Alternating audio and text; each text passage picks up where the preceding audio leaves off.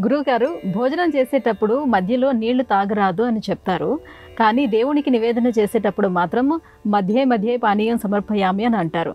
భగవంతుడు భోజనం చేసేటప్పుడు నీళ్లు తాగొచ్చా మధ్యలో? భోజనం చేసేటప్పుడు నీళ్లు తాగకూడదని చరకుడు కానీ సుశ్రూతుడు కానీ ఎవరూ చెప్పలేదు.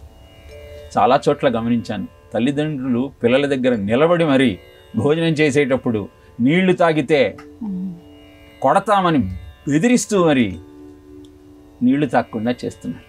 ఆయుర్వేదం ఏం చెప్పిందంటే, భోజనే చ వారి అమృతం ముహుర్ముహుర్ పిబేత్ అబూరి అంది.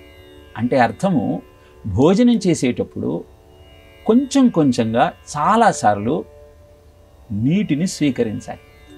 అది తీసుకుంటున్న ఆహారము సక్రమంగా అన్నవాహిక నుంచి జీర్ణాశయంలో చేరటానికి ఉపకరిస్తుంది. భోజనానంతరం వారి విషయం, భోజనం అయిన తర్వాత నీటిని స్వీకరించకూడదు. భోజనానికి ముందు కూడా నీటిని స్వీకరించకూడదు. ముందర స్వీకరిస్తే ఆకలి తెచ్చుకోదు, తరువాత స్వీకరిస్తే అజీర్ణ వ్యాధి ప్రబలుతుంది. కారణం, భోజనాన్ని స్వీకరించిన తరువాత జీర్ణం చేయడానికి అవసరమైన రసాయనాలన్నీ నీటి స్పర్శతో తేలికగా మారిపోతాయి. తద్వారా జీర్ణక్రియ సరిగా కొనసాగదు. కానీ భోజనం చేసేటప్పుడు మాత్రం కొంచెం కొంచెంగా నీటిని స్వీకరించాలి. ఇలా అసలు భోజనం చేసేటప్పుడు నీటిని స్వీకరించరాదని చెప్పడానికి కారణం ఏమిటి అంటే, వేసవి కాలంలో అన్నం కంటే నీరే రుచికరంగా ఉంటుంది. భోజనానికి కూర్చొని దాహానికి తట్టుకోలేక గ్లాసులు గ్లాసులు నీళ్లు తాగేస్తూ ఉంటాం.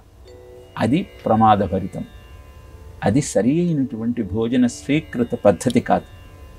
అందుకే నివేదన సమర్పిస్తూ మధ్య మధ్యే పానీయం సమర్పయామి అని, యదన్నాహై మానవాహ తదన్నాహై దేవాహ, యద్భాషాహై మానవాహ తద్భాషాహై దేవాహ. ఏదైతే భగవంతుడికి నివేదన చేస్తామో అదే మనము స్వీకరిస్తాం. ఏ భాషలో అయితే మనం మాట్లాడతామో అదే భాషలో భగవంతుడు మాట్లాడతాడు.